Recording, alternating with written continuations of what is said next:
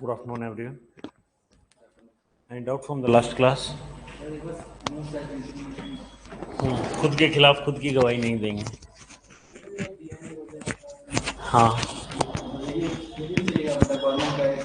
DNA का जो है वो सेल्फ इंक्रिमिनेशन में नहीं आता. डीएनए का अगर गवर्नमेंट चाहे तो वो ऑर्डर दे सकती है कि आपका क्या है कि जितने भी फैमिली इश्यूज जो होते हैं उनको करने के लिए कुछ सालों पहले एक फॉर्मर चीफ मिनिस्टर्स का वो एक चला था प्रॉपर्टी का, कि जिसके तहत आप डीएनए के तहत आप क्या कर सकते हो, वेरीफाई कर सकते हो कि वो आपके उनसे बिलोंग करते हैं कि नहीं करते हैं. पेरेंटल प्रॉपर्टी पे तुम बोल दो कि मेरे तो वो फादर हैं, और कोई उस चीज को एक्सेप्ट ना करे तो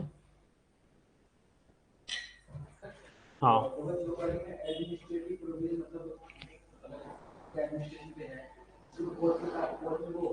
हाँ हाँ चल देगा.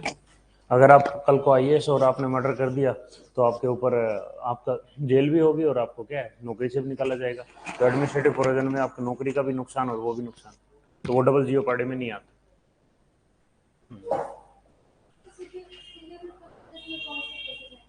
सिविल प्रोसीजर्स में बहुत सारे केसेस आते हैं. जैसे मान लो आपने कल को मोटर व्हीकल का एक्ट किया, मान लो कोई भी चीज, वो प्रॉपर्टी के इनके सारे केसेस सिविल केसेस हैं. गेट बंद करना.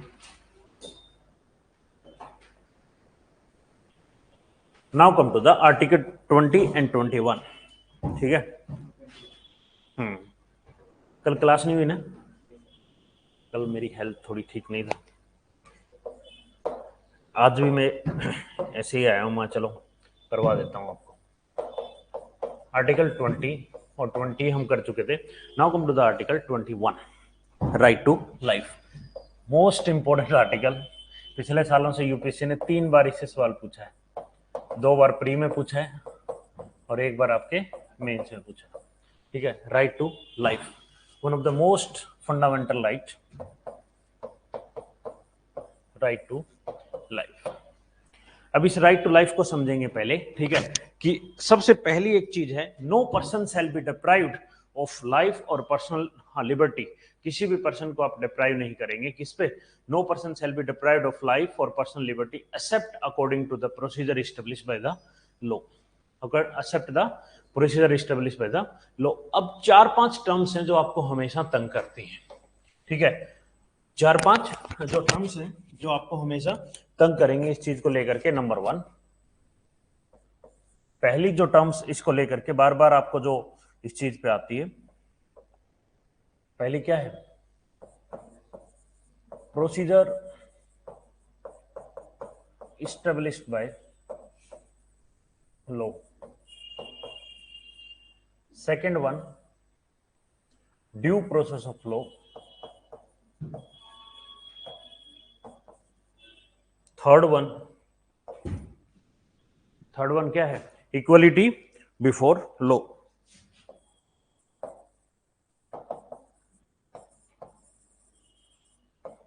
एंड फोर्थ वन इज आपका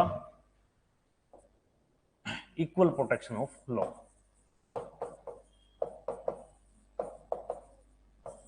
चारों में लॉ वर्ड आता है, इसलिए तुम यहां पे भयंकर कंफ्यूज होते हो इन चारों को लेकर.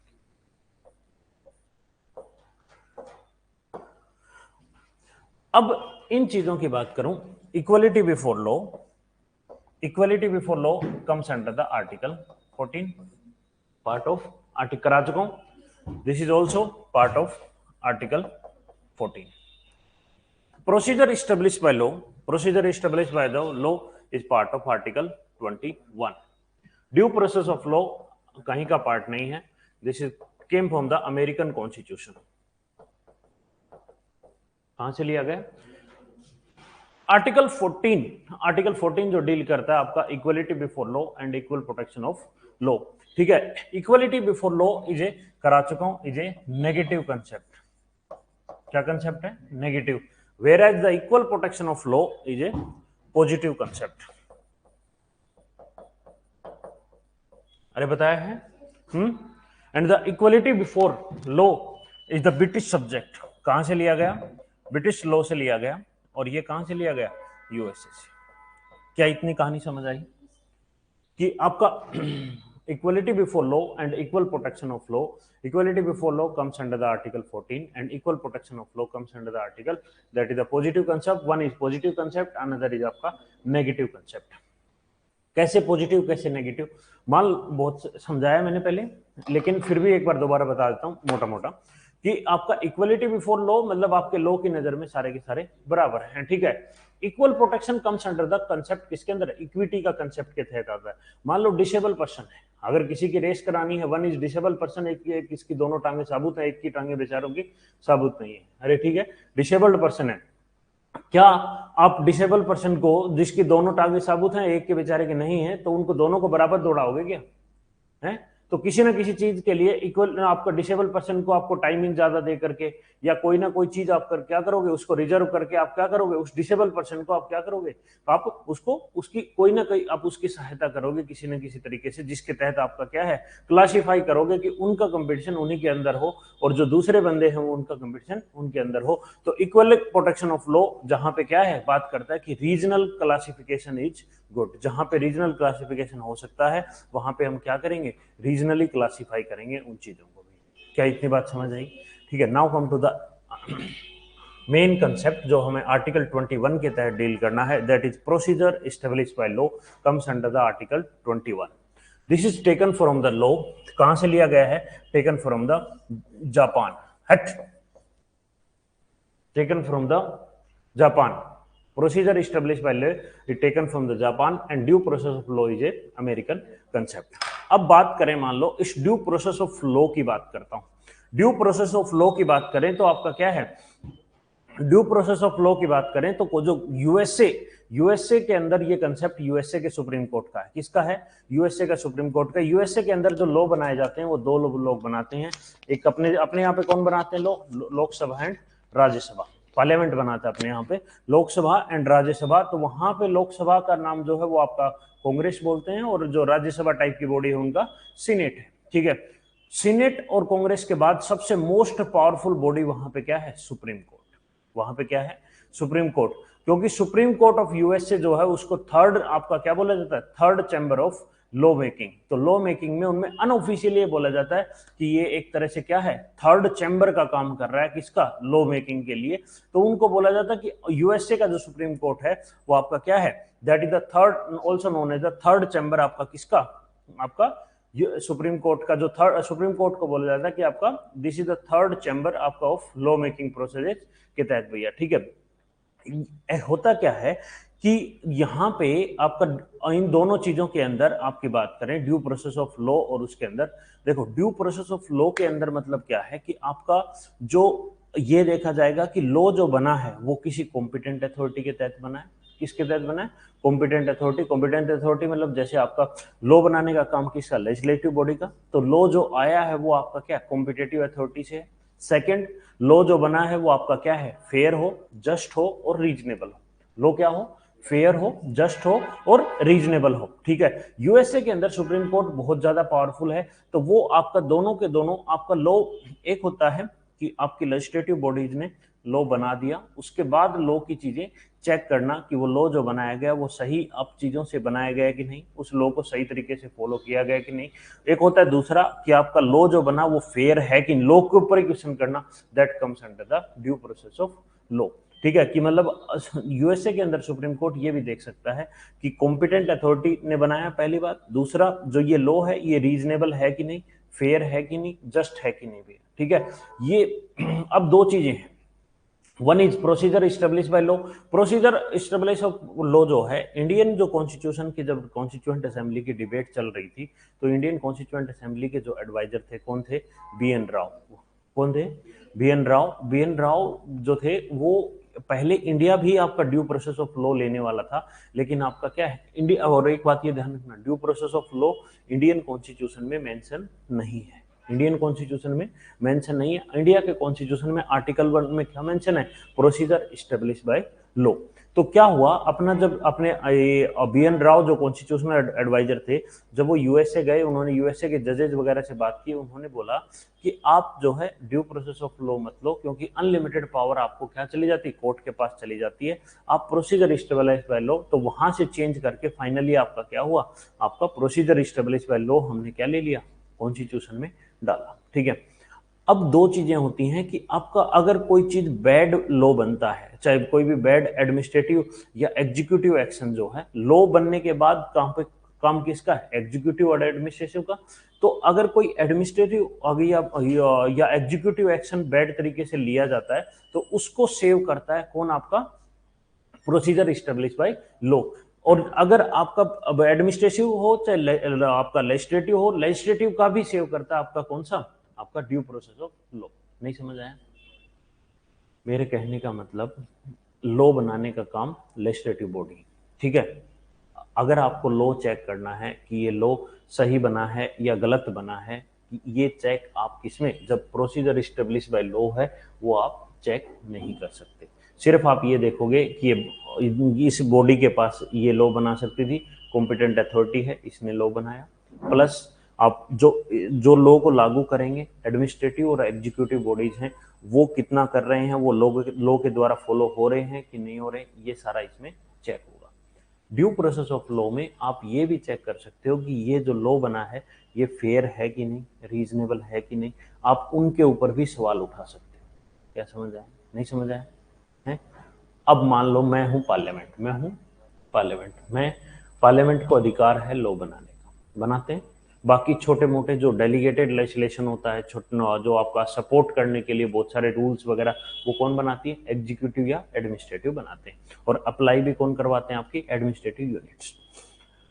मैंने कोई भी लॉ, मैं कैसा भी बना दूं, मैं कैसा भी बनाऊं, मान लो कल को मैंने बोल दिया कि जो पिंक शर्ट पहने उसके फाइन 500 लगाना, और जो पिंक शर्ट नहीं पहने उसके फाइन लगाना 1000। क्या ये रीजनेबल है? नहीं है ना। लेकिन अगर प्रोसीजर स्टेब्लिश बाय लॉ होगा, तो आप लॉ के ऊपर सवाल नहीं बना दो, मैंने लॉ बना के आपको भेज दिया, ये चीज आप लागू कर रहे हो, वहां पे कुछ गड़बड़ है, कुछ आपका वहां पे कुछ डिसीजन लेने में गड़बड़ है, तो वो चेक करा जाएगा, प्रोसीजर स्टेब्लिश बाय लॉ, वो लॉ नहीं टूटा। क्यों? क्योंकि लॉ पता चला पार्लियामेंट ने बनाया, हमने बनाया, नीचे दे दिया, आपका कांस्टेबल आपको उसके ऊपर आपकी शर्ट देख करके अगर आपके ऊपर फाइन कर देता है, तो वो बिल्कुल ओके होगा। अरे समझ गए। लेकिन ड्यू प्रोसेस ऑफ लॉ में क्या होगा, वो ये देखेंगे कि ये लॉ जो है, ये लॉ तो भाई बहुत गड़बड़ बना रखा है, एक को आपको, एक जिसने शर्ट पहनी पिंक उसके 500, बाकियों के 1000 रुपए। तो इसको ये कहेगा, ये जो आप क्लासिफिकेशन कर रहे हो, ये क्या है, अनजस्ट है, ये क्लासिफिकेशन जो है वो क्या है, अनजस्ट है। तो ये क्या कर सकता है, उस लॉ को तोड़ सकता है। समझ आ गया। तो ड्यू प्रोसेस ऑफ लॉ क्या है, वाइडर इंप्लीमेंटेशन है, जिसके अंदर कोर्ट के पास अनलिमिटेड पावर आ जाती है, और आपका प्रोसीजर स्टेब्लिश बाय लॉ क्या है, वो कम पावर है। जहां पे लॉ बनने वाले, हम ये देखते हैं कि लॉ जो आया वो आपका सही कॉम्पिटेंट अथॉरिटी से आया या नहीं, और कॉन्स्टिट्यूशन को फॉलो करके आया कि नहीं। वहां पे लॉ की हम जस्ट फेयरनेस, रीजनेबलनेस चेक नहीं करते। क्या समझ आ गया? लॉ कुछ भी आ जाए, बस ये देखना चाहिए कि लॉ सही से इंप्लीमेंट हो रहा है, ना कि जो काम लिया गया वो लॉ के द्वारा स्टेब्लिश था कि नहीं, वो लॉ सही है कि गलत है, उसमें दिमाग इसमें लगेगा, ड्यू प्रोसेस ऑफ लॉ। क्या इतनी बात समझ आई? इंडिया के अंदर क्या हुआ कि हमारा जब 1950 के अंदर A.K. गोपालन केस आया, क्या आया, A.K. गोपालन केस आया। A.K. गोपालन केस में हमने आर्टिकल 21 का नैरो इंटरप्रिटेशन किया, क्योंकि उस टाइम पे हम आज़ाद ही हुए थे 1950 के आसपास। जब आज़ाद हुए थे तो इंडिया का गोल आपका पॉवर्टी को कम करना था, रादर देन आपकी ये चीज़ें राइट्स और इंडिविजुअलिटी पे हम इतना फोकस उस टाइम पे नहीं करते थे। हमारा उस टाइम पे फोकस केवल क्या था कि पॉवर्टी कम हो। तो वहां पे नैरो इंटरप्रिटेशन लिया गया, किसका, आर्टिकल 21 का A.K. गोपालन में। तो वहां पे बोला गया article 1 only deals with the, किसके साथ, प्रोसीजर स्टेब्लिश बाय लॉ, क्योंकि ये कॉन्स्टिट्यूशन में मेंशन है। ठीक है। मेनका गांधी केस 1978, मेनका गांधी केस आने के बाद जब केस आता है, तो सुप्रीम कोर्ट ने आपका क्या लिया, वाइडर इंटरप्रिटेशन लिया। क्या लिया, वाइडर इंटरप्रिटेशन लिया। उसमें बोले हम ये भी चेक कर सकते हैं कि कोई भी लॉ फेयर है कि नहीं, जस्ट है कि नहीं, और रीजनेबल है नहीं कि नहीं। तो हम आपका फेयरनेस, जस्टिसनेस और आपका क्या है, आपका आपका रीजनेबलनेस हम चेक कर सकते हैं किसी भी लॉ की, तो उसके तहत उन्होंने क्या इनडायरेक्टली कंसेप्ट लिया ड्यू प्रोसेस ऑफ लॉ का। अब कोई भी चीज है जुडिशियल रिव्यू होता है, कोई भी चीज का जुडिशियल क्या होता है, रिव्यू होता है। तो जुडिशियल रिव्यू में हम क्या चेक करते हैं, जुडिशियल रिव्यू में हम क्या क्या चीज चेक करते हैं, जुडिशियल रिव्यू में क्या जाएगा, या तो कॉन्स्टिट्यूशन अमेंडमेंट जाएगा, तो हम ये देखते हैं कि कॉन्स्टिट्यूशन अमेंडमेंट वैलिड है कि नहीं। मतलब यहाँ पे क्या है कि कॉन्स्टिट्यूशनलिटी ऑफ क्या देते हैं, अमेंडमेंट की कॉन्स्टिट्यूशनलिटी यहाँ पे देखते हैं कि वो कॉन्स्टिट्यूशन अमेंडमेंट आपका वैलिड है कि नहीं। या फिर हम क्या चेक करते हैं कि वेदर जो आपका ऑर्डिनरी लॉ आया, या तो कॉन्स्टिट्यूशन अमेंडमेंट होगा या ऑर्डिनरी लॉ होगा, ऑर्डिनरी लॉ है वो वैलिड है कि नहीं, तो वहां पे भी हम कॉन्स्टिट्यूशनलिटी ऑफ ऑर्डिनरी लॉ देखते हैं। और तीसरा आपको जुडिशियल रिव्यू में जो चीज देखी जाती है वो देखी जाती है कि वेदर जो एग्जीक्यूटिव एक्शन जो है, जो भी एग्जीक्यूटिव एक्शन लिया वो वैलिड है कि नहीं। तो यहाँ पे हम कॉन्स्टिट्यूशनलिटी देखते हैं किसकी, आपकी एग्जीक्यूटिव जो एक्शन है उसकी भैया। तो तीन चीजें हम वहां पे चेक करते हैं, जनरली कॉन्स्टिट्यूशनल अमेंडमेंट आया तो उसकी कॉन्स्टिट्यूशनलिटी चेक करते हैं, या कोई ऑर्डिनरी लॉ है तो वहां पे उनकी कॉन्स्टिट्यूशनलिटी और एग्जीक्यूटिव एक्शन की कॉन्स्टिट्यूशनलिटी। ये जुडिशियल रिव्यू क्यों देखते हैं, जुडिशियल रिव्यू हम इसलिए देखते हैं कि आपका जो ये जो चीज है टू मेंटेन कर सके किस चीज को, सुपरमेसी ऑफ कॉन्स्टिट्यूशन को, किस चीज को मेंटेन करने के लिए, सुपरमेसी ऑफ कॉन्स्टिट्यूशन। क्या इतनी बात समझ आई। हमारे यहाँ इससे रिलेटेड दो केस हुए, कौन कौन से, गोपालन केस और मेनका गांधी केस। दोनों ही चीजें क्या चेक करते हैं, गोपालन और आपका, हमने एक में नैरो इंटरप्रिटेशन लिया और एक में क्या लिया, वाइडर इंटरप्रिटेशंस, एक में ड्यू प्रोसेस ऑफ लॉ के अंदर क्या कर दिया, उसको इंक्लूड कर दिया भैया, ठीक है।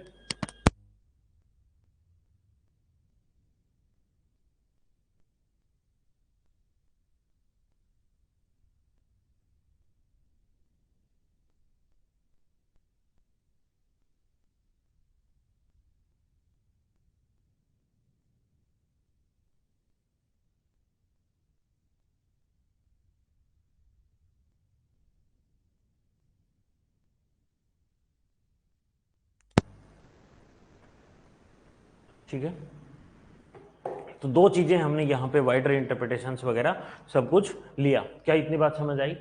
मेनका गांधी केस से हमने ड्यू प्रोसेस ऑफ लॉ को अपने इनडायरेक्टली लागू कर दिया, हालांकि ड्यू प्रोसेस ऑफ लॉ आपके कॉन्स्टिट्यूशन में कहीं पे भी मेंशन नहीं है। प्रोसीजर इस्टेब्लिश बाय लॉ समझ आ गया। घर पे एक आदमी ने कानून बना दिया, क्या बना दिया, कानून बना दिया, तो हम ये देखेंगे कानून बनाने वाला आदमी था कि सही था कि नहीं। पहले ये देखेंगे कानून बनाने वाला आदमी जो है वहां से कानून जहां से बन के आना चाहिए था वहां से बन के आया कि नहीं। दूसरा क्या देखेंगे, दूसरा ये देखेंगे कि जो लागू कर रहे हैं वो सही से उस लॉ के अनुसार लागू कर रहे हैं कि नहीं हो रहे हैं, ठीक है। लेकिन ड्यू प्रोसेस ऑफ लॉ में हम क्या देखेंगे, कानून जो आया वहां से वो सही आया कि वो तो देखेंगे ही देखेंगे कि जो बनाने वाली अथॉरिटी थी उसी ने बनाया कि किसी और ने बना दिया। पता लगा पड़ोसी पड़ोसी ने बना दिया आपके लिए, तो वो तो देखेंगे। प्लस ये भी देखेंगे कि उसने सही बनाया कि नहीं। पता लगा बूढ़े का दिमाग खिसक गया घर में, उसने गलत कानून बना दिया, तो वो भी चेक करेंगे उसका कि वो रीजनेबल है कि नहीं, जस्टिस है कि नहीं, और वो जस्ट है कि नहीं, और आपका क्या है रीजनेबल, जो भी चीज दी गई है वो रीजनेबल जस्ट के अनुसार है कि नहीं, वो सारी चीजें आर्बिट्रेरी तो नहीं है। तो वो सारी चीजें हम आपकी फेयर है कि नहीं, ये सारी चीजें हम चेक करेंगे। क्या इतनी बात समझ आई।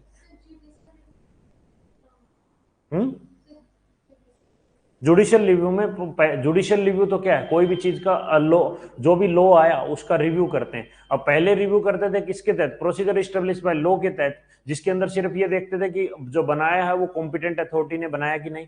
प्लस आपका क्या है कि वो प्लस जो लागू कर रहे हैं, जो बॉडी एडमिनिस्ट्रेटिव हो चाहे आपके एग्जीक्यूटिव हो, वो आपका सही तरीके से उसको प्रोसीजर इस्टेब्लिश बाय जो लॉ में बना उसके थ्रू लागू हुआ या नहीं हुआ, ये दो ही चीज देखते थे। और ड्यू प्रोसेस ऑफ लॉ भी जुडिशियल रिव्यू के अंदर आता है। ये जुडिशियल रिव्यू में, यहाँ जुडिशरी के पास ज्यादा पावर है, हम वो भी दिमाग लगा लेते हैं कि उनका कि भाई कि उनका सही तरीके से वो लगा कि नहीं, ये सारी चीजें हम इसमें चेक करते हैं भैया, ठीक है। Now come to the article 21।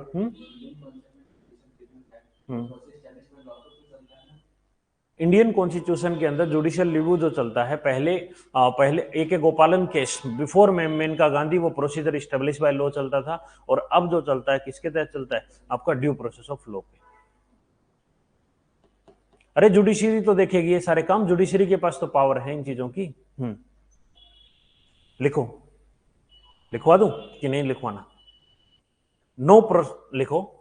Article 20 और 21 पहले आपको मैं बता चुका हूं, बहुत इंपॉर्टेंट आर्टिकल है। नेशनल इमरजेंसी अंडर आर्टिकल 359 भी लगेगी तब भी ये सस्पेंड नहीं होंगे भैया, ठीक है। लिखो no person shall be deprived. Article 21 citizens को मिलता है कि नॉन सिटीजन्स को भी मिलता है? दोनों को मिलता है, सिटीजन्स को भी मिलता है और नॉन सिटीजन्स को भी मिलता है, ठीक है। No person shall be deprived of life और पर्सनल लिबर्टी। मुझे लगता है एक लेक्चर बीच का शायद आर्टिकल 20 का शायद नेट ऑनलाइन पे चढ़ा नहीं है, काफी लोगों को वो डाउट था। आर्टिकल 19 नहीं चढ़ा शायद, आर्टिकल 19 जो थी काफी बड़ी क्लास, काफी बड़ा उसमें आर्टिकल कराया था 19 के सारे, तो वो शायद उसमें चढ़ी नहीं है।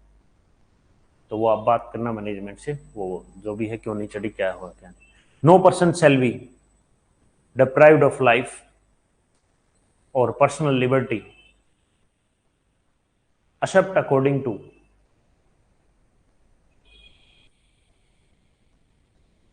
Procedure establish by law. ये मेन लैंग्वेज है कि कोई भी पर्सन को आप डिप्राइव नहीं करेंगे, किसको, आपके डिप्राइव्ड ऑफ लाइफ और पर्सनल लिबर्टी एक्सेप्ट आपका किसका, except according to procedure establish by the law. The expression procedure establish by law,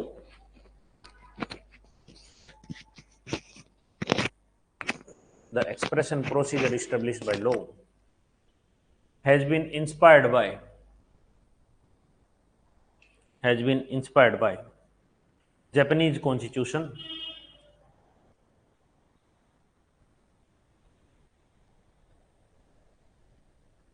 while due process of law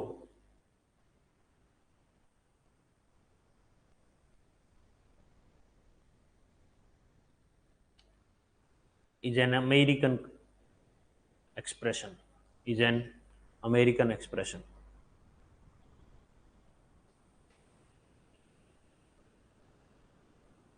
In due process of law, the courts have wider power. In due process of law, the courts have wider power.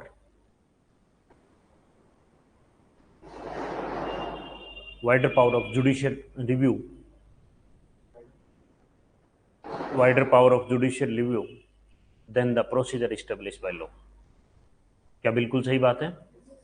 तो due process of law में ज्यादा क्या है, ज्यादा powerful है rather than आपका procedure establish by law.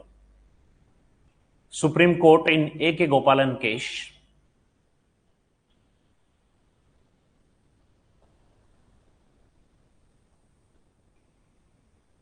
initially ruled that validity of a law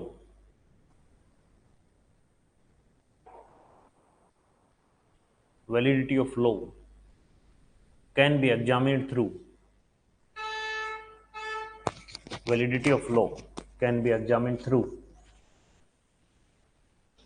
the prism of procedural lapses,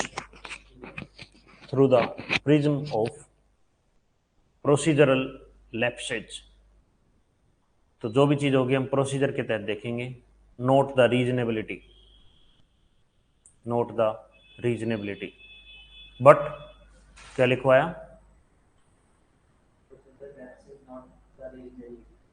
procedure lapses but लिखना बीच में, but note the reasonability.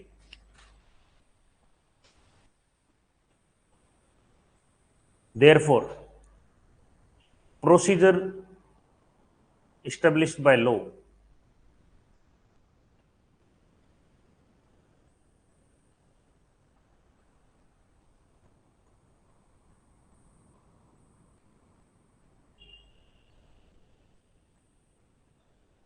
saves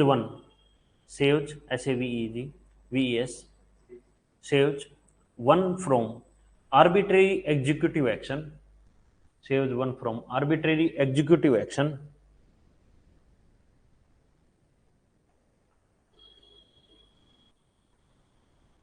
but not from arbitrary legislative action।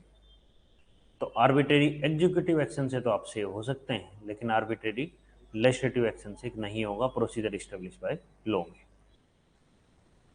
Next line से, the apex court overturned this verdict. Apex Court overturned this verdict in Menka Gandhi case 1978. Apex Court overturned this verdict in Menka Gandhi case 1978, ruled that the law can be judicially reviewed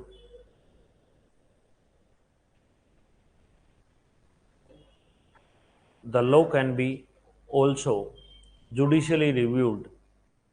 अब किसके तहत review कर सकते हैं? Through the prism of fairness, justness and reasonability.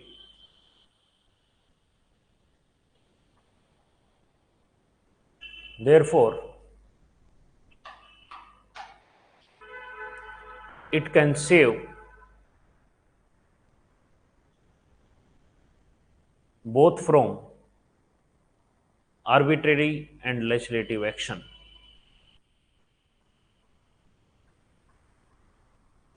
ठीक है,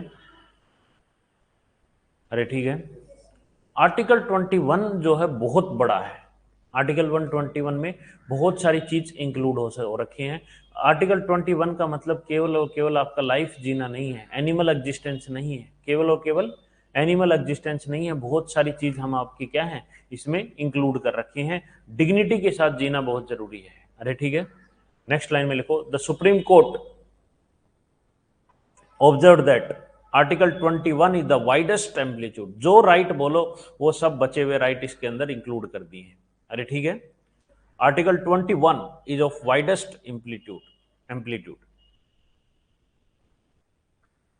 it expanded, तो court ने एक्सपेंड करे हैं इसके, it expanded the ambit of article 21। अब बहुत सारे छोटे छोटी चीजें हैं, बहुत सारे जैसे आपका right to reputation, right to healthy life, right to speedy trial, ये सब आपके कोर्ट ने अलग अलग केसेस के तहत दिए हैं। ठीक है, अब ये केसेस आप कुछ कुछ याद रखोगे तो अच्छा होगा और नहीं याद रखोगे तो भी अच्छा होगा।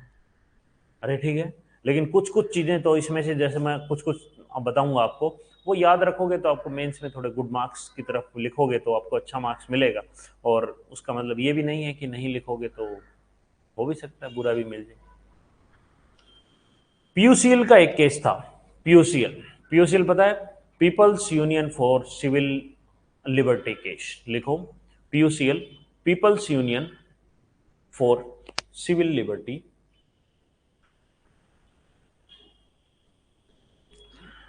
Civil liberty case. इसमें सुप्रीम कोर्ट ने क्या बोला? Supreme Court said that denial of payment of wages, अगर किसी को आप पेमेंट नहीं दे रहे हो वेजेज के काम करवा के, denial of payment of wages is violative of article 21।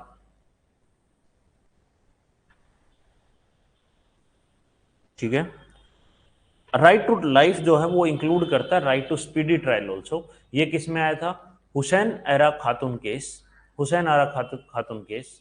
Next line से, हुसैन आरा खातून केस, ये किसके लिए था? Right to speedy trial. Hussainara Khatoon case, right to speedy trial. Kiran Bedi case, next line, right to reputation, हर चीज रेपुटेशन के था। हेल्दी लाइफ का जो हेल्थ का था वो भी इसी में आया था। सुनील बत्रा केस, सुनील बत्रा केस, वहां पे क्या है? पुत्रा को क्या होगा? बत्रा होगा। Sunil Batra case, right to healthy life. Vellore citizens, Vellore एक जगह है, पता है? सुनिए हैं, हम तो सर पढ़ते ही नहीं है ज्योग्राफी, तो मैपिंग कौन पढ़ेगा? Vellore citizens welfare forum case, इसमें बहुत इंपॉर्टेंट कंसेप्ट आया था। Vellore citizens welfare forum case. Polluter pays principle, polluter pays principles were established, polluter pays, PAYS, pay करना, प्रिंसिपल्स वर एस्टेब्लिश, जो पोल्यूट करेगा एनवायरनमेंट को वो पे करेगा। अभी एक लाइफ से रिलेटेड सेमिनार हुआ था बहुत बड़ा आपके यमुना के किनारे, तो यमुना का बहुत सारा इकोसिस्टम डिस्ट्रॉय हुआ था, उसके बाद इतने लोगों की आपने भीड़ कर दी तो वहाँ जुर्माना लगा था, तो पोल्यूटर करेगा उसको पे करना पड़ेगा। Next very important, MC Mehta case. MC Mehta नाम सुना होगा, लगातार एनवायरनमेंट के केसेज में।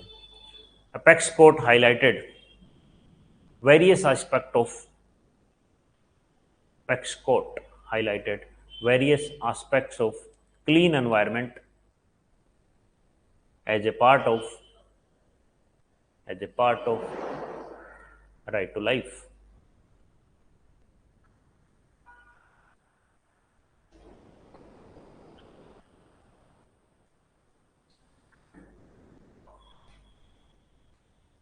Right to life. क्या right to life also include right to die?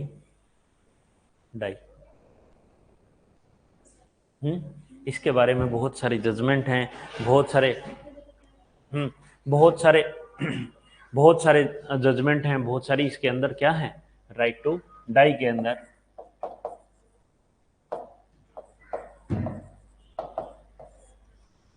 Right to die के अंदर सेक्शन आपका आईपीसी का सेक्शन 309, आईपीसी जो सेक्शन है 309 वो क्या कहता है, सुसाइड के बारे में क्या कहता है। What do mean by the suicide? Side का मतलब होता है किलिंग, सोई मतलब सेल्फ, जो सेल्फ को खत्म करना। जैसे आपने एक वर्ड सुना होगा होमोसाइड, मर्डर की जगह यूज किया जाता है होमोसाइड। मर्डर तो आप मच्छर का भी कर दो, लेकिन मच्छर का मरना क्राइम नहीं। होमोसाइड होता है किलिंग बाय ह्यूमंस, ह्यूमन ही ह्यूमन को मार रहे हैं। करेक्ट वर्ड मर्डर का जो यूज किया जाता है, क्या यूज किया जाता है, होमिसाइड। ठीक है। सुसाइड का मतलब होता है आपका क्या है, सुसाइड का मतलब होता है किलिंग, सेल्फ किलिंग।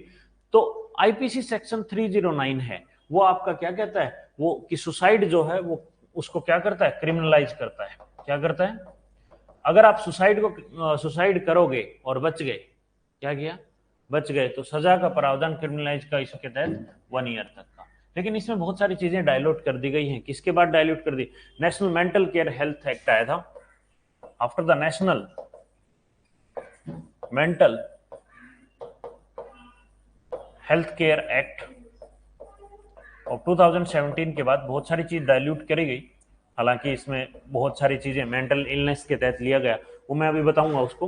ठीक है। तो एक आईपीसी सेक्शन 309 क्या कहता है कि अगर आप सुसाइड करें और जिंदा बच गए, खुशकिस्मत अगर आपकी है कि आप जिंदा बच गए, तो आपको 1 साल तक की सजा, अप टू 1 ईयर का क्या है, up to, this is 1 up to 1 year, 1 साल तक की सजा का प्रावधान है भैया। ठीक है। अब क्या होता है, ये केस गया आपका, सबसे पहले ये केस स्टार्ट हुआ, तो सबसे पहला जो केस हुआ इसके अंदर, क्या इतनी बात समझ आई? सेक्शन 309 समझ आया? पहला केस आता है पी राथीराम केस, पी रथिराम केस। जब रथिराम केस गया तो उन्होंने क्या बोला कि आईपीसी के जो सेक्शन आपके 309 है वो क्या है, अनकॉन्स्टिट्यूशनल है। क्या है वो? अनकॉन्स्टिट्यूशनल है। तो इसका मतलब वो उन्होंने बोला कि right to life also include right to die. है कौन सी कर दो, मेरे को क्या करना लाइट से।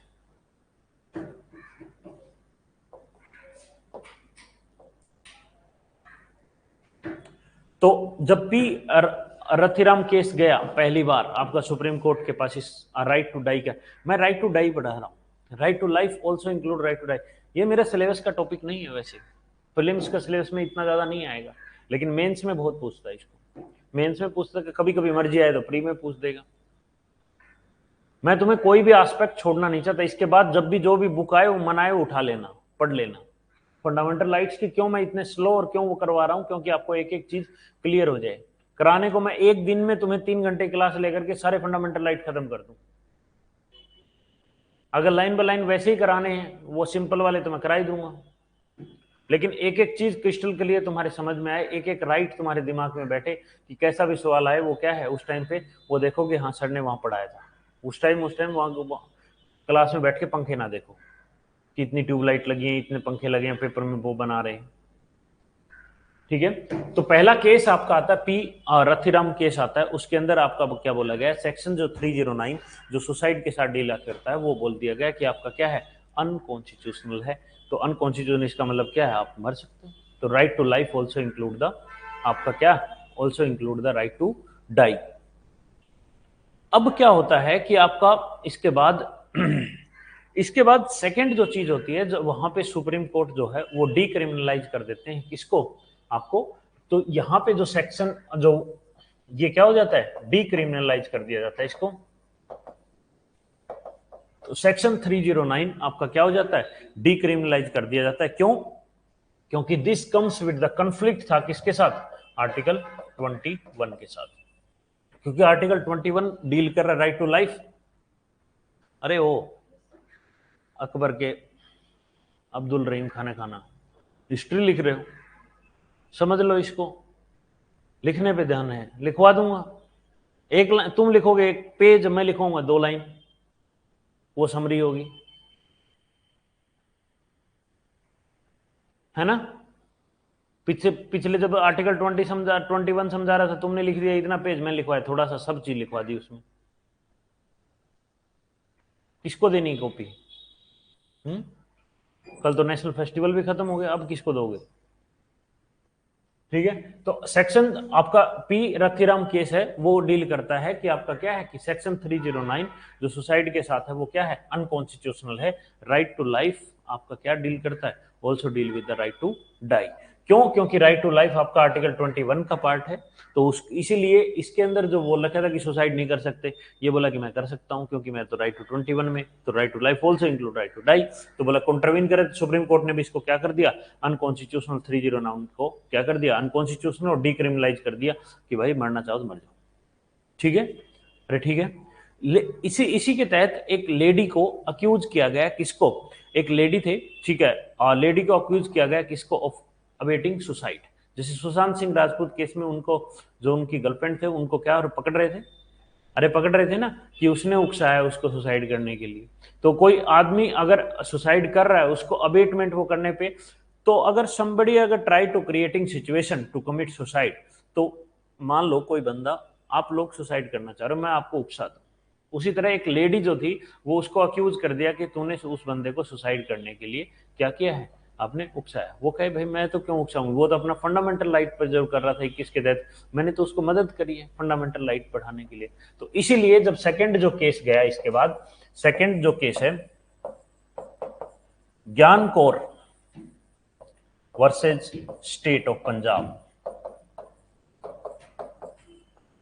दूसरा केस ज्ञान Kaur versus state of Punjab. इसमें यह बोला गया कि हेल्पिंग, बोली मैं तो हेल्प कर रही थी किसी भी पर्सन को अपने क्या करने के लिए, फंडामेंटल राइट एंजॉय कराने के लिए, कि राइट टू लाइफ, वहां पे आपका क्या बोला गया कि राइट टू, क्योंकि right to life also mean right to die. तब सुप्रीम कोर्ट ने इसको क्या कर दिया, तब आपका क्या कर दिया, यहां पे आपका ओवरटर्न किया जजमेंट को, पुराने जजमेंट को क्या कर दिया, ओवरटर्न कर दिया और बोल दिया right to life does not mean right to die. क्या इतनी बात समझ आई, क्या इतनी बात समझ आई?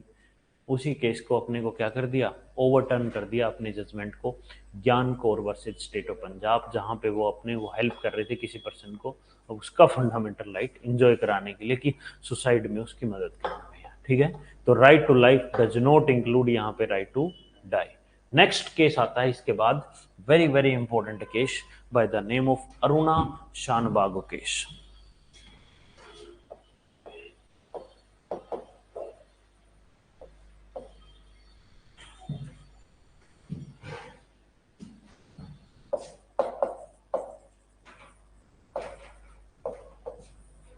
क्या होता है, कौन था ये अरुणा शानबाग, कौन थी? ठीक है, ये एक नर्स थी, कहां पे थे, ठीक है, कहां पे, किंग्स एडवर्ड जो मेडिकल कॉलेज है, किंग्स एडवर्ड मेडिकल कॉलेज बहुत ही प्रीमियम कॉलेज है इंडिया का। वहां पे ये क्या थे, एक नर्स थे, अरुणा शानबाग, ठीक है, अरुणा शानबाग नर्स थे। किसमें, किंग एडवर्ड कॉलेज, काफी इंपॉर्टेंट कॉलेज है, टॉप रैंक में आते तब मिलता है। अप्रैल 1973 में क्या होता है कि यहाँ पे उनका सेक्सुअल हरासमेंट होता है। उनको चेन बांध दी जाती पीछे उसमें, और चेन बांध के उनको बहुत सारा सेक्सुअल हरासमेंट होता है, तो वो परमानेंट कोमा में चली जाती है। परमानेंट किस में चली जाती है, कोमा में, और परमानेंट वेजिटेटिव उनकी स्टेट हो जाती है।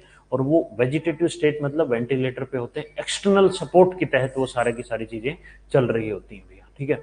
उनके बिहाफ पे पिंकी विरमानी, कौन, पिंकी विरमानी, वो सुप्रीम कोर्ट जाते हैं। कहाँ जाते हैं, सुप्रीम कोर्ट, और वो बोलते हैं कि राइट टू लाइफ इंक्लूड करता है राइट टू डाई, और अरुणा जो है, अरुणा को भी अधिकार दो right to die with the dignity. क्यों, क्योंकि बोला कि right to life also include right to die and right to die with dignity. वो किसी बाहर एक्सटर्नल सपोर्ट पे हैं, और उनको क्या करने को, कि एक्सटर्नल सपोर्ट पे हैं, उनको डाई करने का अधिकार दिया जाए, किसके साथ, डिग्निटी के साथ। क्यों, क्योंकि वो वेजिटेटिव सपोर्ट पे, उनको तो कुछ भी नहीं पता, वो तो बहुत कितने साल से वेंटिलेटर पे है। क्या इतनी बात समझ आई, नहीं आई है भाई, बाहर से सपोर्ट पे है, बोला कि यार उसको मर जाने दो, अच्छा ही है, डिग्निटी के साथ मर जाने दो। वो तो किसी अपना डिसीजन कुछ भी नहीं ले पा रही, कोमा से बाहर नहीं आ पा रहे। सुप्रीम कोर्ट ने बोला we will examine this case, बोला कि if anybody is outside, is on the outside support, कोई भी बंदा अगर आउटसाइड सपोर्ट पे है, एंड इज अननेसेसरी पेन, ठीक है, कोई भी बंदा किस पे है, आउटसाइड सपोर्ट पे है, इज इन अननेसेसरी पेन, और उस टाइम पे no medical technology is there to take out of that person back into the common life, तो कोई अगर मेडिकल टेक्नोलॉजी नहीं है तो उस पर्सन को आपको क्या है, अलाउ कर दिया जाएगा, किसका, पेसिव एथनेसिया। एथनेसिया होता है जिसमें आप अपने आप को मारते हो, पेशिव होता है जिसमें आपका क्या है, आपको खुद पता ही नहीं कुछ भी, जो आपका, अगर मान लो कोविड में दो तरह का एथनेसिया होता है, one is active, another one is passive. समझ आता है, एक्टिव में क्या है कि आप चिल्ला रहे, पेन हो रहा है, पेन हो रहा है, मुझे मार दो, आप उसको इंजेक्शन चढ़ा दो, काम खत्म, बाहर से चढ़ा दिया। पेशिव में क्या होगा, आप वेंटिलेटर पे हो, आपको कुछ नहीं पता, आप किसी डीप स्टेट में हो, जहां पे आप क्या, वेजिटेटिव स्टेट के अंदर हो, और उसमें आपका क्या है, बाहर से आपको क्या किया जाए, सिर्फ आपका सपोर्ट हटा दिया जाए, वैसे ही मर जाओगे 4-5 घंटे। ये होता है पेशिव। क्या समझ आया एक्टिव और पेशिव में। एक्टिव इथनेशिया अलाउड नहीं है, सुप्रीम कोर्ट ने वहां पे एक्टिव एथनेसिया अलाउड नहीं किया, बोला active euthanasia just like a murder है। अगर किसी का आप होमिसाइड कर देते हो, उसी तरह मर्डर है, बोला कि उसको तुम, वो बोल रहा है मेरे को मार दो, तुमने उसको बाहर से चढ़ा दिया, ला भाई पी ले जाए। नहीं समझ आया। पेशिव एथनेसिया में मान लो कोविड के दौरान वेंटिलेटर पे है, उसका ऑक्सीजन सपोर्ट हटा दो, टपक जाते हैं। तो वो पेशिव एथनेसिया जो है, वैसे जैसे आप क्या क्या, उसको कोई भी चीज बाहर से देने की जरूरत नहीं है, सिर्फ उसका क्या करो, सीधा सपोर्ट हटा दो, ठीक है। और जो पेसिव एथनेसिया बोले अलाउ है, सुप्रीम कोर्ट ने बोला, लेकिन we will examine that thing on the case to case basis पे। कैसे देखेंगे, केस टू केस पे बेसिस पे देखेंगे। इसके लिए हम एक हाई कोर्ट की कमेटी बनाएंगे, जिसमें साइकोलॉजिस्ट, डॉक्टर, मेडिकल प्रैक्टिशनर्स, सारे लोग होंगे, और वो डिसाइड करेंगे हाँ भाई इस बंदे को पेसिव एथनेसिया अलाउ कर देंगे।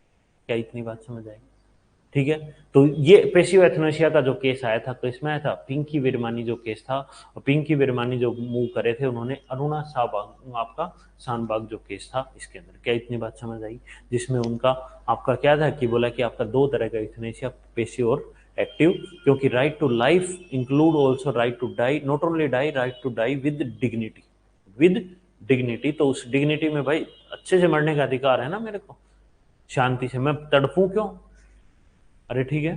तो यहां पे यही केस को दोबारा से पिटिशन आई, किसके अंदर, कॉमन कोच। कॉमन कोच एक एनजीओ है, फोर्थ केस गया जो कॉमन कोच। कॉमन कोच क्या है, एक एनजीओ है जो आपको कॉमन जो कारण होंगे उनको क्या है, उठाएंगे। तो यहाँ पे जब कॉमन केस में बोला कि आपका क्या कंफ्लिक्ट हो रहा था, किसका, ये इसने फिर से बोल दिया, इसने क्या बोला कि आपका क्या है, पेशिव एथनेसिया, पेशिव बोल दिया, पेशिव की तरीके से आप मर सकते हो। उधर पीछे जो आपका जो केस था, पीछे आपका ज्ञान कौर क्या बोल रहा है, मरना नहीं है, ये क्या कह रहा है, पेशी वाले तरीके में हो तो मर जा, दोनों क्या हो गए, कंफ्लिक्ट होने लग गए इन केस में। तो ये देखते हुए सुप्रीम कोर्ट में ये केस जाता है एनजीओ का, कॉमन कोज एनजीओ केस लेकर जाती है। तो वहां पे पूछती है कि भाई आप हमें बताओ कि आपका क्या चीज होना चाहिए क्या नहीं, क्योंकि क्या हो इनकंसिस्टेंसी है ज्ञान सिंह कोर, जो ज्ञान कोर केस वर्सेज आपका किसमें, अरुणा साहब केस में। तो राइट टू लाइफ जो है, बोला कि राइट टू लाइफ हर एक को विद, और right to life also include right to die with dignity. तो आप बताइए कि हमें फाइनली आपका वर्डिक्ट का है। तो सुप्रीम कोर्ट यहाँ पे एक कॉन्स्टिट्यूशनल बेंच बनाती है, क्या बनाती है, कॉन्स्टिट्यूशनल, बहुत बड़ी कॉन्स्टिट्यूशनल बेंच बनती है। और यहाँ पे 3-4 चीजें उसमें निकल के आती हैं। पहला वो बोलते हैं कि राइट टू लाइफ जो है, right to life does not include right to die, not only right to life include right to die but right to die with dignity. ठीक है, राइट टू डाई नहीं है लेकिन right to die with dignity है, क्या समझ गए। ठीक है, सेकंड उन्होंने बोला कंसेप्ट ऑफ लिविंग विग, मरने से पहले आपने एक, आपने जज के सामने या उन चीजों से पहले आप मतलब जब होशो हवाज में थे तो आपने एक लिविंग विग लिख दिया कि कल को मैं अगर ऐसे वेजिटेटिव स्टेट पे जाता हूं तो मेरा क्या है, मेरा ध्यान, मेरा जो डिसीजंस वगैरह है ये बंदा लेगा, मेरा बेटा या मेरी बेटी या ये जो भी चीज है। तो कंसेप्ट ऑफ लिविंग विल, अरे जैसे प्रॉपर्टी की विल लिखते हैं वैसे लिविंग विल लिखने का कंसेप्ट आया कि वो दे सकते हो। थर्ड आया इसमें कि एक्टिव यूथनेसिया आपका अलाउ नहीं है। और यहाँ पे एडवांस मेडिकल डायरेक्टिव्स आए, क्या है, एडवांस मेडिकल डायरेक्टिव्स, क्या इतनी बात समझ आई है। ये आया था आपका 4th नंबर का जो इंपॉर्टेंट केस है। ये केस काफी सारा इंपॉर्टेंट है, अपने पास सुविधा है नेट की, हम खोल सकते हैं।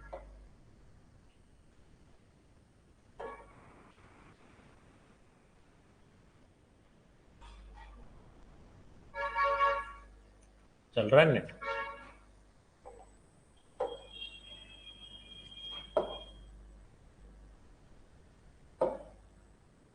ऑफलाइन।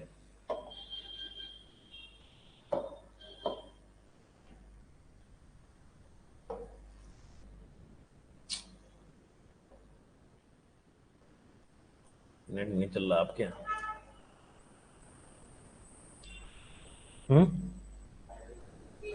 वाईफाई क्या हो गया, फोन करो, वाईफाई तो इसमें कनेक्ट है, फोन होगा, पूछो उनसे।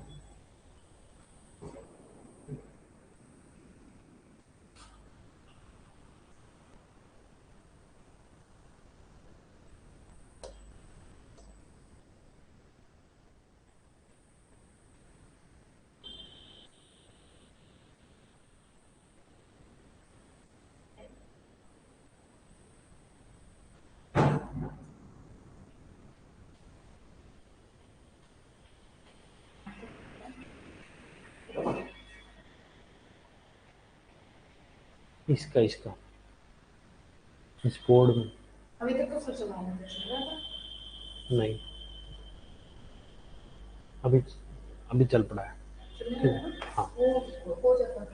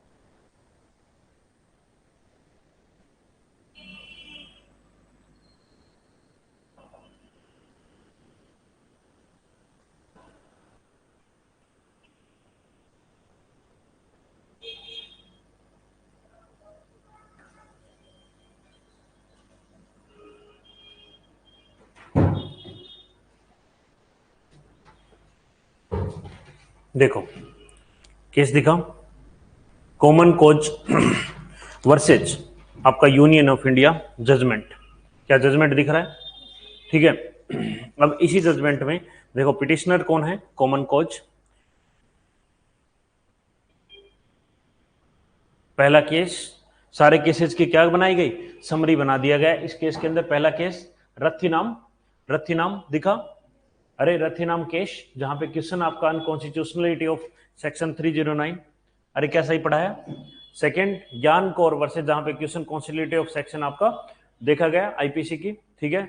थर्ड अरुणा शानबाग केस, क्या दिखा, पेशिव एथनेशिया का, ठीक है। यहीं पे सारी की सारी चीजें एनालिसिस की गई। इन्होंने बहुत लोगों के जजमेंट वगैरह पढ़े, यूके का डिसीजंस वगैरह जो थे, बहुत सारे जो बाहर कनाडा वगैरह में केस हुए, सबकी सारी स्टडी करी, तब जाकर के इतनी बड़ी रिपोर्ट इन्होंने बनाया कि इंडिविजुअल डिग्निटी जो है एज ए फैसेट के रूप में है या नहीं भैया। इसी में उन्होंने बहुत सारे चीजों के ऊपर स्वामी विवेकानंद तक को कोट किया। किसको कोट किया? स्वामी विवेकानंद को, जॉन ड्राइडेन को, ठीक है। तो यहाँ पे आप देखोगे सब चीजों को आपको उन्होंने क्या किया, ये माहौल बना रहे हैं, क्या बना रहे हैं, माहौल बनाया पूरा का पूरा, इसको कोट करके। काफी बड़ा जजमेंट है ये, ठीक है। और ये 2018 में आया, 2005 में लगा था जजमेंट आने, केस 2005 का है, और 2018 में फाइनल देखो 9 मार्च को आया जजमेंट। अरे ठीक है। तो यहाँ पे जितने भी हैं अल्फ्रेड टेनिसन, तो जितने भी वर्ल्ड के जो उनके बेस्ट बेस्ट हैं वो चीजें इन्होंने क्या करी, यहाँ पे कोट करी, इंक्लूडिंग यहाँ पे यमराज वगैरह को भी इन्होंने कोट कर रखा है। अरे ठीक है।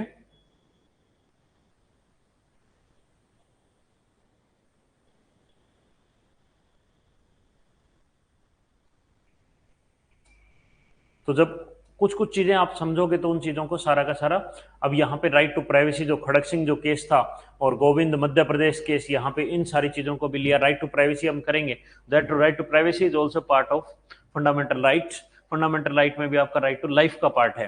तो उसमें खड़क सिंह केस, मध्य प्रदेश केस को लिया, पीयूसी लिबर्टी केस, और लास्ट वन आपका पुट्टास्वामी जजमेंट, जहां से आपका राइट टू प्राइवेसी आया। वो सारा की सारी कुछ कुछ चीजें, पुट्टास्वामी तक ये आया नहीं था, पुट्टास्वामी इसके बाद आता है, इसके बाद आता है। तो उससे पहले की उन्होंने चीजें के बारे में सारी की सारी फैसेट वगैरह लिया है, ताकि अलग अलग सारी चीजें उन्होंने डील करने के लिए। तो तीनों तीनों चीजें मैंने अभी आपको बताई, जो चीज आपका क्या डील करेंगे किसके साथ आपका, कि पहला आपका क्या होगा कि हर एक बंदे को आपको लिविंग विल का कंसेप्ट, ठीक है, और एक्टिव के बजाय, और मेडिकल पिटिशनर्स वगैरह जो चीज थी वो आपका इसी के अंदर आया। दूसरा आपका क्या किया गया, आपका पेशिव एथनेशिया को क्या कर दिया, अलाउ कर दिया, ठीक है।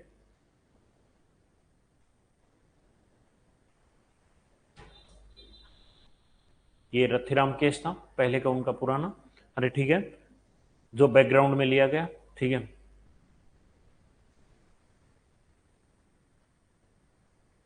उनका पूरा लिखा है इन्होंने। सेकंड ज्ञान कौर केश,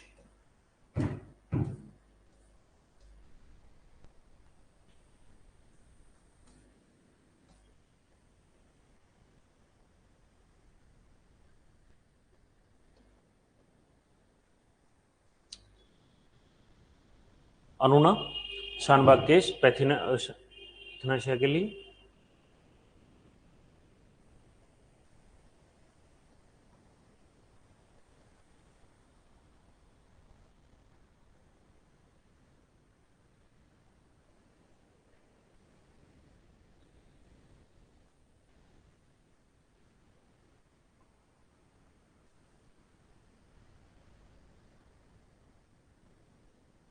चलो भाई लिखो।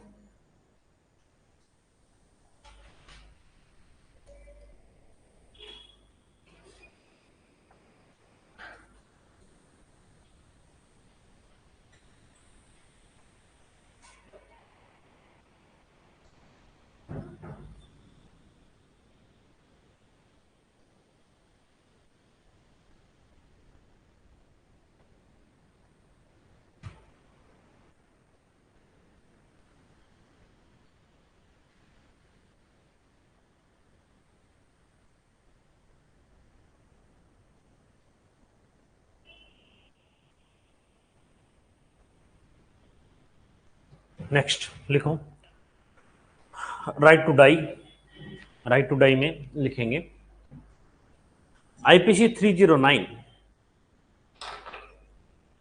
IPC 309 criminalise attempt to suicide, criminalise करते हैं किसका? Attempt to suicide.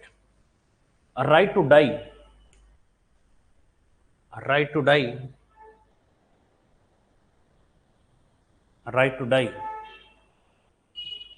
as a part of right to life, as a part of right to life has been a matter of judicial contention, has been a matter of judicial contention, CONTENTION. Apex court in P Rathinam case, apex court in P Rathinam case ruled that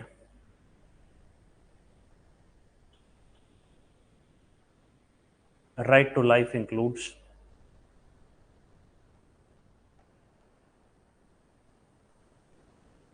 the right to die.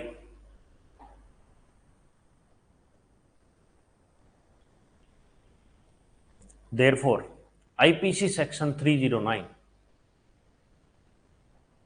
IPC section 309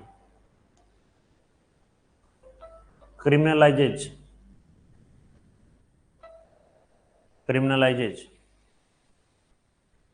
suicide became unconstitutional and violative of Article 21 and violative of Article 21. Next line says Supreme Court later in Gyan Kaur case, Supreme Court later in Gyan Kaur case, Supreme Court later in Gyan Kaur case brought back the IPC section 309, वापिस से ला दिया इसको, क्या समझ आ रहा है ना? Brought back the section IPC 309 and ruled that right to life does not include right to die.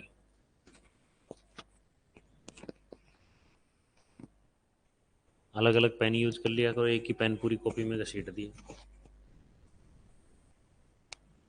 Ruled that right to life does not include the right to die. In Aruna Shanbog, in Aruna Shanbog case, in Aruna Shanbog case, in Aruna Shanbog case, Apex Court allowed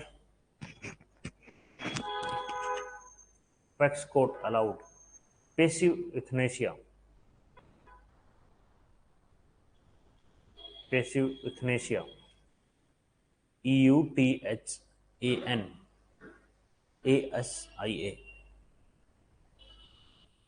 allowed passive euthanasia on case by cases, on case by case basis, on case by case basis, decided by, on case by case basis, to be decided by jurisdictional high court. तो जहां कर रहे हो आप वहां का high court decide करेगा कि आपका पेशिव यूथनेशिया होना चाहिए, तो कौन कौन से आप अलाउ करेगी, कौन कौन सा नहीं करेंगे। Next, apex court later gave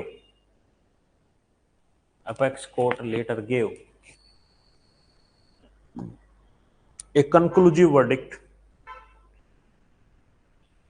कौन से केस में? In common cause versus union of India. The concept of, क्या क्या चीजें आई इसमें?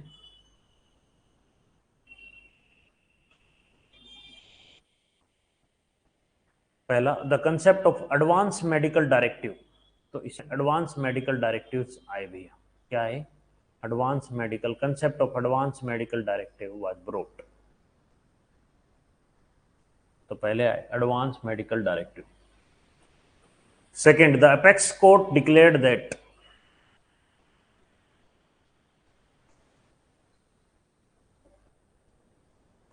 right to life includes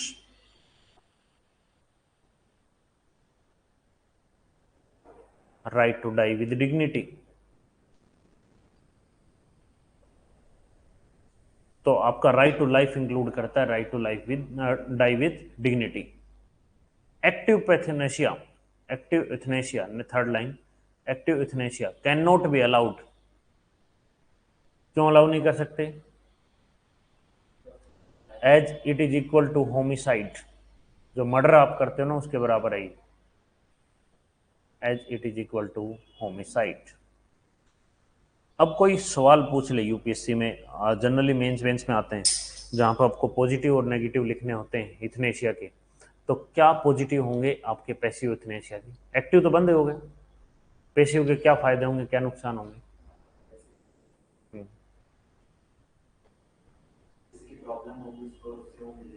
मुक्ति. बढ़िया.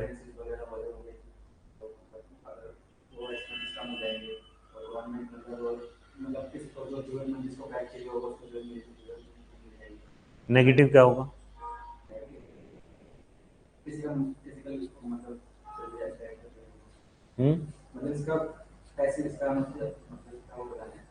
हाँ, इम्पैक्ट नहीं, मैंने पैसिव पैसिव उथनेशिया है उसके पॉजिटिव्स क्या हैं? पॉजिटिव एक तो ये हो गया कि आपने जो बताया कि सबसे बड़ा जो होता है कि आपका क्या, कोई बंदा कोमा पे, एक बंदा घर का बाहर ही बैठा रहता है हमेशा, तो आपका जो फाइनेंशियल हो, चाहे आपका इमोशनल हो, चाहे फिजिकल जो स्ट्रेस है वो आपका एक तो वो कम हो जाएगा. तो वो बंदा चला गया, ठीक है कोई बात नहीं तो रोज वहां ड्यूटी देते रहो पता नहीं कितने दिनों तक. नहीं समझ आया? दूसरा, आपका जो बंदा है उसको कंटिन्यूअस पेन से क्या मिल जाएगी? मुक्ति, है ना. और क्या हो सकता है? कंट्री के अंदर क्या है, ऑलरेडी हेल्थ इंफ्रास्ट्रक्चर क्या है, लिमिटेड है. कोरोना में बहुत हो रहा था, कोरोना में मान लो वेंटिलेटर पे है, 2 ही बंदों को ऑक्सीजन दी जा सकती है, उस बंदे को बचाना ज्यादा जरूरी है जिसके ज्यादा चांसेस है जीने के. अरे ठीक है, रादर देन वो बंदा जिसके चांसेस कम है. तो अपने आप हेल्थ इंफ्रास्ट्रक्चर पे पहले ही कम है, तो उसमें क्या है, लिमिटेड रिसोर्सेज में जो ज्यादा जी सकता है उसको यूज करने को. अरे ठीक है. अब क्या है, पेसिव एथनोसिया के आर्गुमेंट अगेंस्ट क्या जाते हैं? भाई लाइफ अपने आप में गॉड गिफ्ट है. लाइफ क्या है? गॉड गिफ्ट है, आप उसको नहीं ले सकते. ह्यूमन को कोई अधिकार नहीं है चाहे पेसिव हो चाहे एक्टिव हो लाइफ लेने का. ये प्रिंसिपल आपका क्या हो रहा है, नेगेट कर रहा है. और घर पे दादा दूदा हो, वो मान लो अगर चले गए थोड़े से उस साइड पे पेशेंट में, आप तो कह दो हटा दो वेंटिलेटर का, थोड़ी सी प्रॉपर्टी हमारे नाम हो जाएगी, तो मिस यूज हो सकता है. अरे ठीक है, क्या पता कल को फ्यूचर में ऐसी टेक्नोलॉजी आ जाए जो उसको बचा ले, आज नहीं हो, आज तुम उसको टपकवा दो, 2 साल तक वो वेंटिलेटर पे रह गए, पता क्या जिंदा रह जाए. अरे ठीक है, लिखो positive of passive euthanasia. Positive क्या है, लिखो in a country with limited, in a country, पहला है in a country with limited health infrastructure, the same facility, the same facility can be extended, same facility can be extended to save someone's life, someone else life. तो क्या काम आ सकती है कि दूसरे की जिंदा कर सकते हो भैया. ठीक है. It saves families from, second, it saves families from emotional coma financial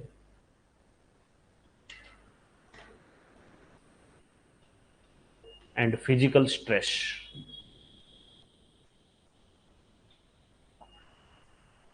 Third one, it will relieve the person of continuous pain. जो पेन हो रहा है कंटिन्यूस, उससे मुक्ति मिलेगी नहीं मिलेगी? अब आता है argument against.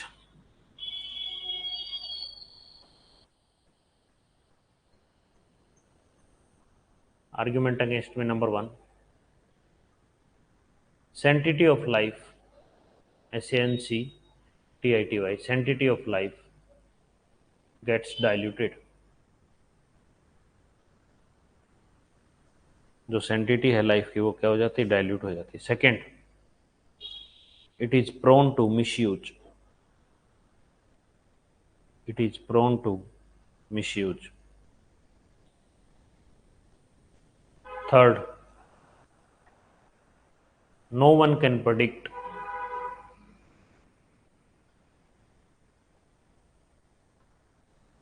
a future technology, no one can predict a future technology that can bring that person, that can bring that person to a normal life।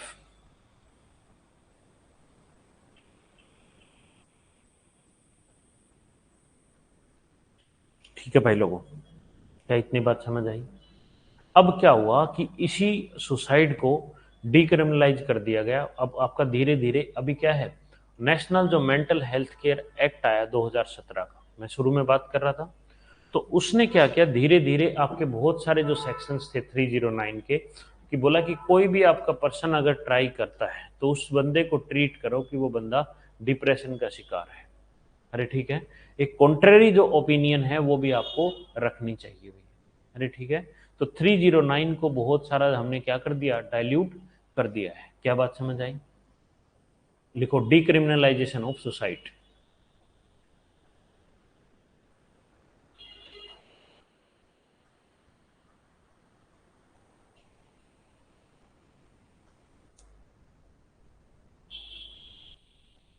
National Mental Health Care act,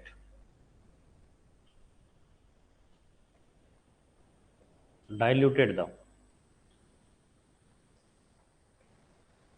provisions of section 309 of IPC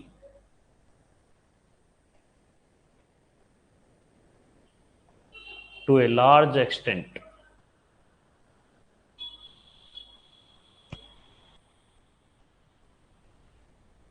by treating a person who attempts suicide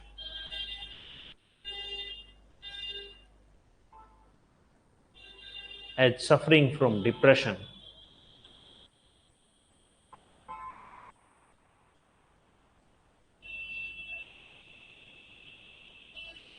unless a contrary opinion exists। जब तक कोई contrary opinion ना हो तब तक क्या हो, जब तक आपका रियल ना पता हो तब तक उसको क्या ट्रीट करो, एज ए डिप्रेशन का। क्या बात समझ आई? अरे ठीक है,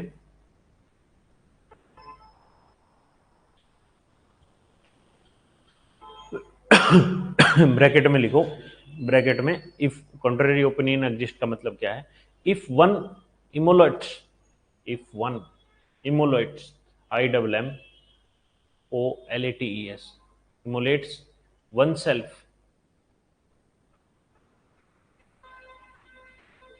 to get one's demand fulfilled,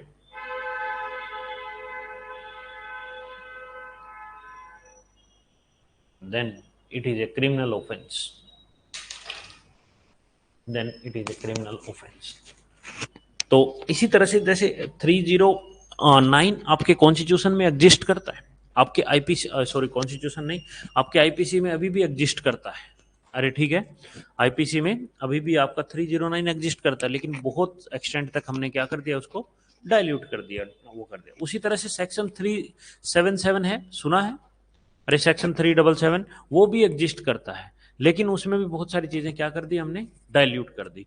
दो अडल्ट जो हैं उसमें भी अननेचुरल सेक्स जो है वो प्रोहिबिटेड है। अननेचुरल सेक्स क्या है, प्रोहिबिटेड है। मान लो कोई आप sex with the animal, with the unnatural things के साथ आप कर रहे हो, वहां पे वो क्या है, प्रोहिबिटेड है। लेकिन अभी हाल ही में उसको डाइल्यूट क्या किया गया, दो अडल्ट अगर चाहें, दो अडल्ट आपस में, चाहे मेल हो चाहे फीमेल हो, फीमेल फीमेल मेल मेल, वो क्या कर दिया, इन्हें प्राइवेट रूम में आपका क्या कर दिया, अलाउ कर दिया। अरे ठीक है, तो 377 है, लेकिन अभी भी अननेचुरल आप चीजें नहीं कर सकते, एनिमल और वो सारी चीजें, उनके साथ ये चीजें अलाउ नहीं है। वो आपका अभी भी सेक्शन 37 में आएगा, लेकिन अभी भी क्या है, जो आपका एलजीबीटी कम्युनिटीज का जो अलग अलग चीजें हैं, जहां पे आपका गे और लेस्बियंस और ये सारी चीजें, इनका सेम सेक्स जो है आपका क्या क्या दिया, इसको डिक्रिमिनलाइज कर दिया भैया। अरे ठीक है, तो उसी तरह से हमने 309 को भी और 377 दोनों को ही एग्जिस्ट करते हैं, लेकिन बहुत सारा क्या कर दिया, डायल्यूट कर दिया भैया। अब केस आता है, दो चीज इसके अंदर इंपॉर्टेंट केस है, दो इंपॉर्टेंट चीजें बच गई राइट टू लाइफ की। वन इज आपका right to privacy, another is right to education. वो भी आपके राइट टू लाइफ का ही पार्ट है। अरे ठीक है, यहां तक कोई डाउट हो पूछो।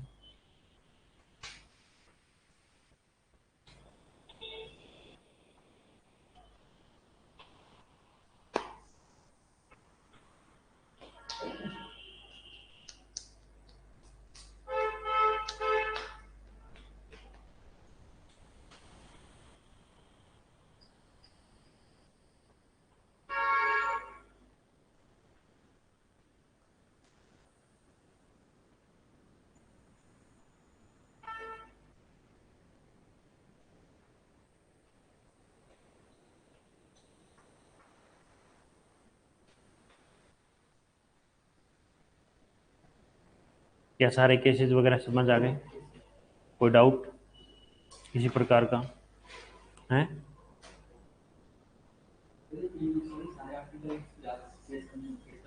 याद हो तो अच्छा है, ना हो तो भी कोई दिक्कत नहीं। अरे ठीक है, अब राइट टू लाइफ आप जब पढ़ोगे बुक से या कहीं से, तो आपको बहुत ही अच्छा लगेगा, इजी लगेगा, कुछ भी नहीं है।